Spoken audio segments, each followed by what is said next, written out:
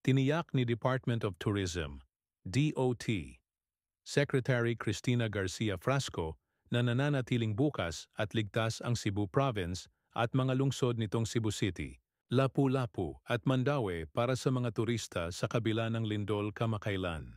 Ayon kay Frasco, ligtas ang mga pampublikong lugar, establishmiento at akomodasyon, habang normal ang operasyon ng Mactan Cebu International Airport at mga pangunahing pantalan.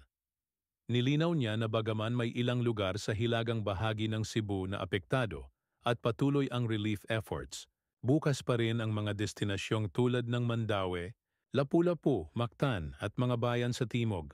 Hinikayat din niya ang mga biyahero na makipag-ugnayan sa mga tour operator at sumunod sa mga opisyal na travel advisory.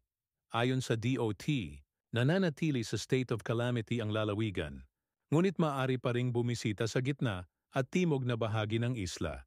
Bukas pa rin ang ilang atraksyon gaya ng canyoneering sa Badian, island hopping sa Moalboal, at mga heritage site gaya ng Basilica Minore del Santo Niño at Lapu-Lapu Shrine.